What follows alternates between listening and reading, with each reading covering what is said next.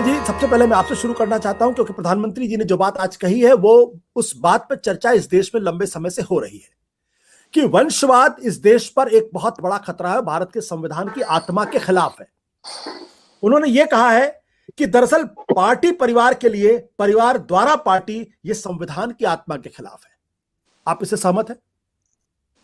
ये राजनीतिक वक्तव्य तो हो सकता है आशुतोष जी, संविधान की आत्मा के खिलाफ कहीं नहीं, ना कि संविधान की स्पिरिट के खिलाफ है।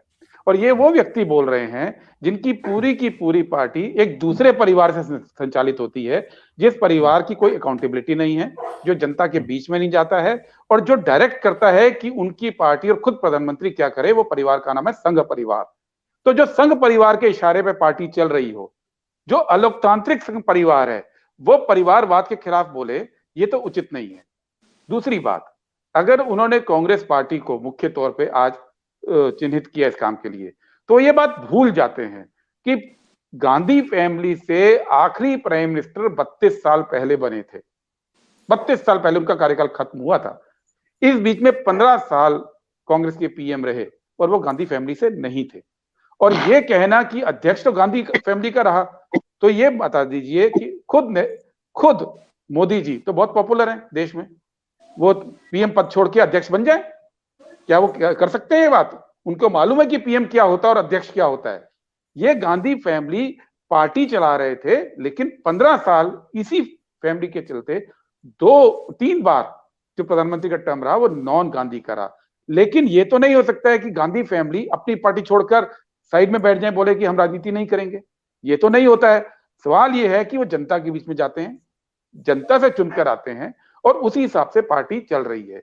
लेकिन बीजेपी जिस तरह से चल रही है, चर्चा उस पर होनी चाहिए कि इस देश के अंदर संविधान के दायरे से बाहर एक ऐसा संगठन जिसका की स्वरूप भी, जिसका आज तक अकाउंट नहीं है, एक ऐसा संगठन जो भारत के संविधान में यकीन नहीं करता है, वो भारत की रूलिंग पार्टी को और प्रधानमंत्री को गाइड कर रहा है, उनको डिक्टेट करता है और पूरी व्यवस्था संविधान के इतर चल रही है। और मैं ये बड़े जिम्मेदारी के साथ कह रहा हूं कि आरएसएस संविधान में यकीन नहीं करता आशुतोष जी, क्योंकि जब संविधान बना था 26 नवंबर 1950 को, उसके 3 दिन बाद 30 नवंबर का अंक आप ऑर्गेनाइजर का उठा के देखिए, नेट पे आर्काइव में है, लाइब्रेरीज में है, जिसमें स्पष्ट रूप से उन्होंने कहा था कि ये संविधान के विरोध में थे। मैं पढ़ के सुना सकता हूं, उन्होंने कहा था हमारे संविधान में प्राचीन भारत में विकसित हुए अद्वितीय संवैधानिक प्रावधानों का जिक्र नहीं है। उन्होंने कहा मनु का जिक्र नहीं है, इसमें मनु की स्मृति का जिक्र नहीं है और ये हमारे लिए बेकार है। यही नहीं, उस वक्त गुरु गोलवलकर जो आरएसएस के हेड थे, उन्होंने भी यही बात कही थी कि संविधान भारत की स्पिरिट के हिसाब से नहीं है। और आरएसएस ने 1 जनवरी 1993 को एक व्हाइट पेपर प्रस्तुत किया था, स्वामी हीरानंद थे, उन्होंने स्पष्ट लिखा था कि ये जो संविधान है ये भारत के संस्कृति, भारत के चरित्र, भारत की परिस्थितियों के खिलाफ है। ये विदेशी केंद्रित संविधान है और अगर हमें अपनी economic policy, judicial policy, administrative structure को चेंज करना है तो इस संविधान को नलीफाई करना पड़ेगा। ये वो संगठन है जो आज भारत सरकार चला रहा है। परिवारवाद की बात करनी है संविधान की स्पिरिट के खिलाफ, तो ये बात होनी चाहिए। ये नहीं होनी चाहिए कि वो लोग जो जनता से चुनकर आते हैं, विधिवत रूप से संविधान के हिसाब से चलाते आए हैं, उनके ऊपर बात न करके इसके ऊपर बात होनी चाहिए।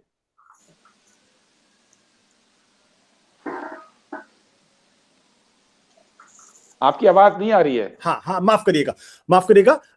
गुरदीप जी, जो बात आप कह रहे हैं उसका जवाब नरेंद्र तनेजा जी देंगे और उनसे वो सवाल पे करूंगा, लेकिन उसके पहले एक सवाल मैं आपसे करना चाहता हूं। सवाल इस बात को लेकर ये कि मोतीलाल नेहरू, जवाहरलाल नेहरू, इंदिरा गांधी, उसके बाद राजीव गांधी के बाद फिर सोनिया गांधी और अब राहुल गांधी और प्रियंका गांधी, ये तो बिल्कुल एक तरीके से राजशाही है कि मोतीलाल नेहरू के बाद अध्यक्ष बने जवाहरलाल नेहरू और उसके बाद प्रधानमंत्री। अगर आप देखें तो एक लंबा सिलसिला है।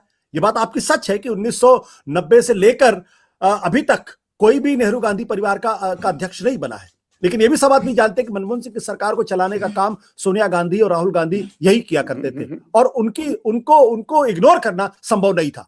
तो मेरा सवाल है कि ये राजशाही है। अब मैं आपको इसका जवाब 2 टुकड़ों में दूंगा। इतिहास में जवाहरलाल नेहरू की राजनीतिक विचारधारा मोतीलाल नेहरू से विपरीत थी। वो गांधी जी के साथ चल के उन्होंने कांग्रेस की विचारधारा को भी उस समय पलटने का काम किया था। ये मानना कि वो मोतीलाल नेहरू के पुत्र थे इसलिए बन गए थे, ये गलत है। वो युवा के तौर पर एक नई विचारधारा लेकर आए थे, जिसके पीछे देश का युवा लामबंद हुआ था।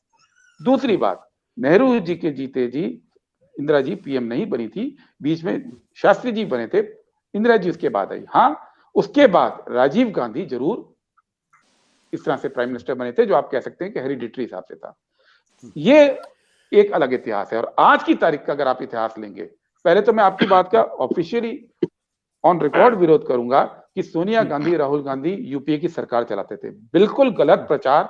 उस समय भी आरएसएस ये प्रचार करती थी, और चूंकि मैं उस वक्त सरकार में शामिल था, एक अच्छे लेवल पे काम करता था, मैं इस बात को बिल्कुल दावे के साथ कहता हूं कि सोनिया गांधी का इंटरवेंशन 2 लेवल पे होता था। एक तो एनएसी के थ्रू, जो वो पब्लिक पॉलिसीज के ऊपर इंटरवीन करती थी, वो एक व्यवस्था, विधिवत रूप से व्यवस्था बनी थी, वो यूपीए की चेयरपर्सन थी। और दूसरा, पार्टी की फिलॉसफी को लेके, पॉलिसी को लेके जो इंटरवेंशन होता था, डे टू डे में कभी भी इंटरवेंशन नहीं हुआ था। और अब अगर गांधी की बात करें, राहुल गांधी की और प्रियंका गांधी की, तो आज तो वो फैमिली की विरासत एक तरह से बोझ उनके ऊपर बनी हुई है। उसके बावजूद वो संघर्ष कर रहे हैं देश में मोदी सरकार की डिक्टेटरशिप के खिलाफ। उस पूरे जो इस समय संवैधानिक व्यवस्थाओं के खिलाफ एक पूरा पॉलिटिकल कल्चर बन रहा है, उसके खिलाफ संघर्ष की पॉलिटिक्स कर रहे हैं। वो विरासत की पॉलिटिक्स नहीं कर रहे हैं। आज कहीं कोई ये आदमी नहीं कह सकता है कि कांग्रेस पार्टी में राहुल गांधी या प्रियंका गांधी कहीं से आरएसएस की विचारधारा के खिलाफ संघर्ष नहीं कर रहे हैं। तो संघर्ष की राजनीति को विरासत की डायनेस्टिक राजनीति से अलग देखा जाना चाहिए। सत्य हिंदी का ऐप डाउनलोड करें गूगल प्ले स्टोर पर।